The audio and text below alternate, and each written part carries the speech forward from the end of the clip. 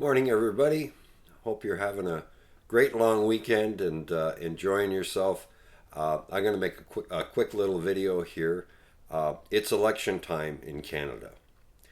And one of the things that I have noticed about the election, particularly as it pertains to social media, is that when an election is at hand, and particularly when an election is at hand, truth becomes the first casualty.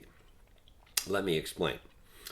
As I'm opening up social media, particularly my Facebook, I see this explosion of posts where people are highly polarized and very ideological, and they're posting things in support of their candidate, which is fine, which is great. Sometimes they talk about the issues, but most often I see a lot of negativity. There are posts that are unproven and making claims about the character of a particular candidate, and when in fact there are no investigations ongoing that I'm aware of any of the candidates in Canada. Jim Balsillie, who was one of the founders of formerly the tech giant BlackBerry, which is still a going concern, but not quite as prevalent as they were years ago when Mr. Balsillie was the CEO. He had an interview. A friend of mine called me and said, "Steve, I just heard this interview with Jim Balsillie, and they were talking about the elections, and he said, one of the things, or the biggest challenging things to democracy and elections, is the level to which the electorate is informed, or lack of being informed." I think what he's alluding to there is that there are a lot of people who are going to vote, who don't know the issues, who don't know how the candidates stand on certain issues. They're just going to vote ideologically. They may say, well, I'm going to vote conservatives. Conservatives are typically about tax cuts. And so I'm just doing that. I don't care what the other issues are. That's, in my view, that's a very me attitude. It's all about me. And to heck with my country, it's all about me and what I do. And that's fair enough. That's the posture they take. That's the posture they take. But it doesn't mean that they're informed about the issues. And they have no reflections on what the issues are and how they should vote. That they have a sort of a unidimensional viewpoint. The only issue is me.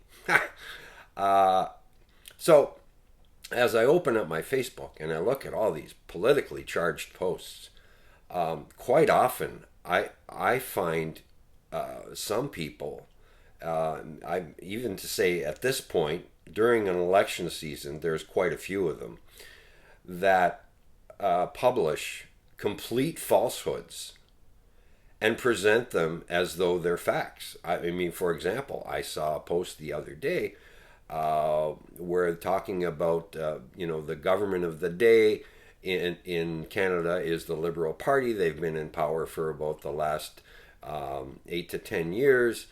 And this particular person came out and said, during the Liberal government that we had, there was absolutely no growth in our economy. And I looked at that and said, no growth? Where are you getting your alternative facts, my friend? Because it's far from no growth. We have a little bit of a challenge at the moment, as many countries do, in terms of sustainable growth. But that's another matter. I'm going to do another video on that as well. Before I carry on, just a quick mention. If you'd be kind enough to give us a subscribe, hit that subscribe button and the like, it would greatly help us out. So now we're getting back to Jim Balsillie and what happens on social media. They have they're promoting these falsehoods, and from time to time, I don't do it often because I find that when you try to put facts in front of somebody that fabricates things, you're almost guaranteed what the response is. And I see this a lot with right wing people. They tend to have their own alternative set of facts. So when I said to this gentleman, I said, well, wait a minute, no growth is not accurate. There's been plenty of growth over the last 10 years. And he also went on to say that Canada recovery through COVID was absolutely terrible. It was the worst country in the world.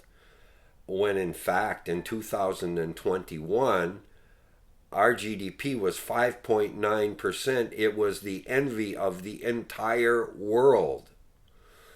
So people are entitled to express their opinion, of course. They are entitled, to present facts. I find that right wingers don't generally stick to facts. It's more so like this: they'll say something, and I'll assess it and say, wait a minute, no, that doesn't sound right. I'll go back and check up my facts, and I'll present the facts to them. And when I very politely, in a very matter-of-fact way, I say, here are the facts.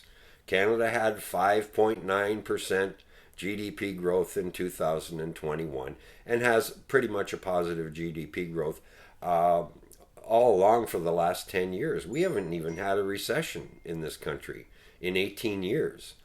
And so when I do that type of thing, characteristically, here's the response of the right winger, who, you be the judge. Are they knowledgeable about the issues, and are they knowledgeable about the facts? I put the facts in front of them, and they say, you're liberal garbage. That's their comment. And most oftentimes I just look at it and I do a face palm and I just say, you know what, if you think you're going to win people over to your way of thinking simply by disparaging other people when they present facts to you, I mean, you're wasting your time. You might as well give that a good rethink.